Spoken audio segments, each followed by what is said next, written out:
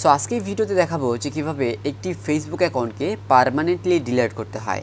তো একটি ফেসবুক অ্যাকাউন্টকে পার্মানেন্টলি ডিলিট করতে হয় কিভাবে সেটি জানতে হলে আজকে ভিডিওটি সম্পূর্ণ দেখতে হবে। আপনাদের সাথে আমি আছি দীপ, আপনারা দেখছেন Technodeep YouTube channel. So first of all আপনাকে যে কাজটি করতে হবে, অবশ্যই আমাদের এই ভিডিওতে একটি লাইক করে দেবেন, আর পেজ থেকে দেখে থাকলে অবশ্যই পেজটি ফলো করে দেবেন, আর চ্যানেলটিকে দেখে থাকলে চ্যানেলটি সাবস্ক্রাইব করতে একদম ভুলবেন না। সো আপনি যদি চান যে আপনার ফেসবুক আইডি একাধিক রয়েছে বা আপনার দুটো অ্যাকাউন্ট রয়েছে যেটা আপনি একটা ডিলিট করতে চাচ্ছেন, অথবা আপনি ফেসবুক ইউজ করবেন না, সো এমন যে কোনো কারণে আপনার ফেসবুক অ্যাকাউন্টটা পার্মানেন্টলি ডিলিট করতে পারবেন। কিভাবে করবেন? চলে যাবেন আপনার ফেসবুক আইডিতে যাওয়ার পর উপর থেকে প্রোফাইল আইকনে ক্লিক করবেন, দেন নিচ থেকে স্ক্রল করবেন, এবার এখান থেকে সেটিংস অ্যান্ড প্রাইভেসিতে ক্লিক করবেন।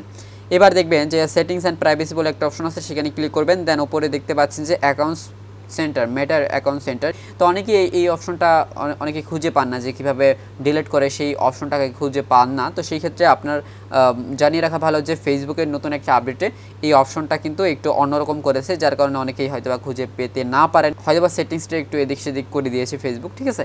তো যাই হোক, আপনারা কীভাবে করবেন এর জন্য অবশ্যই মেটা অ্যাকাউন্ট সেন্টারে ক্লিক করবেন।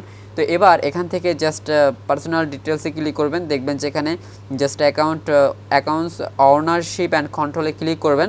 এখানে ক্লিক করে দেওয়ার পরে ডিঅ্যাক্টিভেশন আর ডিলেশন এখানে ক্লিক করবেন, ঠিক আছে। তো এবার যেহেতু আপনার ফেসবুক আইডিটাকে ডিলিট করবেন, তো সেই ফেসবুক আইডিটাকে জাস্ট আপনি ক্লিক করবেন, ঠিক আছে। এবার দেখতে পাবেন যে এখানে ডিঅ্যাক্টিভ অ্যাকাউন্টস, এবার নিচে রয়েছে ডিলিট অ্যাকাউন্ট, ঠিক আছে। তো এখান থেকে অবশ্যই ডিলিট অ্যাকাউন্টে ক্লিক করবেন। ডিলিট অ্যাকাউন্টে ক্লিক করে দেওয়ার পর এখান থেকে কন্টিনিউতে ক্লিক করবেন। কন্টিনিউতে ক্লিক করে দেওয়ার পরে যদি আপনার ফেসবুক অ্যাকাউন্টে কোনো প্রকার পেজ থাকে, পেজটা সহ কিন্তু ডিলিট হয়ে যাবে, ঠিক আছে। তো এর জন্য অবশ্যই আপনাকে কন্টিনিউতে ক্লিক করতে হবে। কন্টিনিউতে ক্লিক করে দেওয়ার পর আপনি কী কারণে ফেসবুক অ্যাকাউন্টটা ডিলিট করতে চাচ্ছেন সেটা এখানে জাস্ট ওখানে একটা টিকমার্ক করতে বলছে বা সিলেক্ট করতে বলছে, ঠিক আছে। তো আপনার রিজনটা বলতে বলছে।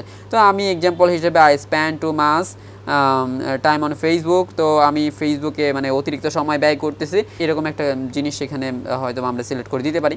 তো এবার এখান থেকে কন্টিনিউতে ক্লিক করবে। এবার আমরা আবার কন্টিনিউতে ক্লিক করব।